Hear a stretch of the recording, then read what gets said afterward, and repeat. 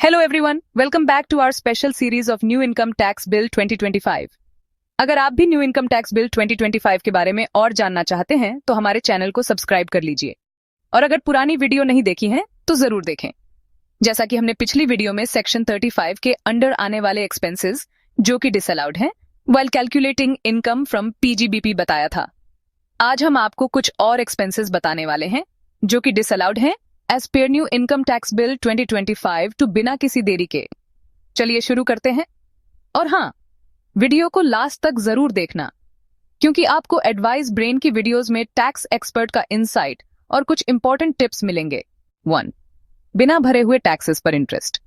अगर आप किसी भी टैक्स का पेमेंट डिले करते हैं तो उस पर जो इंटरेस्ट लगता है वह डिडक्टेबल नहीं होता। इनकम टैक्स एक्ट के हिसाब से इनकम टैक्स, जीएसटी या किसी भी स्टैट्यूटरी ड्यू के लेट पेमेंट पर जो इंटरेस्ट दिया जाता है वह एक पेनल्टी माना जाता है और इसे बिजनेस एक्सपेंस के रूप में क्लेम नहीं किया जा सकता।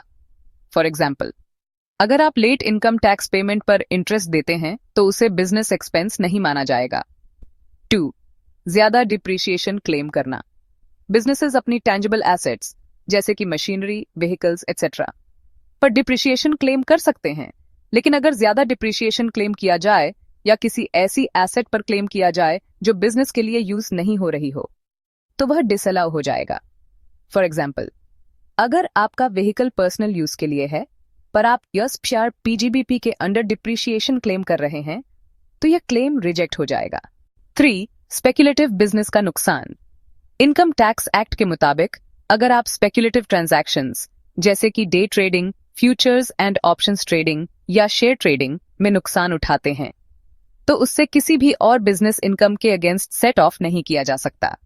यह लॉसेस सिर्फ आगे कैरी फॉरवर्ड किए जा सकते हैं और सिर्फ फ्यूचर स्पेक्युलेटिव इनकम के अगेंस्ट एडजस्ट किए जा सकते हैं।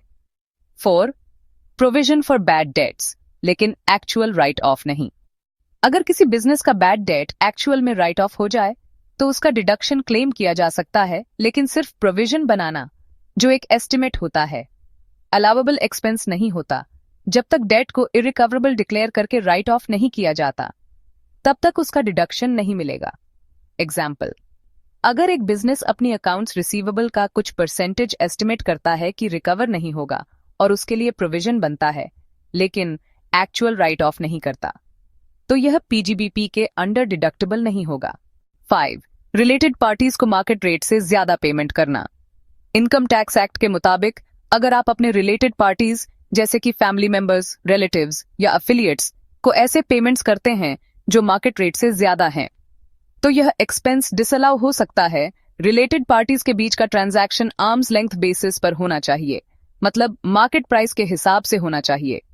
एग्जाम्पल, अगर किसी रिलेटेड एंटिटी से कोई गुड्स या सर्विसेज लिए गए हैं और उनका प्राइस मार्केट रेट से काफी ज्यादा है तो यह एक्सपेंस अलाउ नहीं होगा। 6. पॉलिटिकल पार्टी को दिए गए डोनेशन सेक्शन 37 सबसेक्शन 2।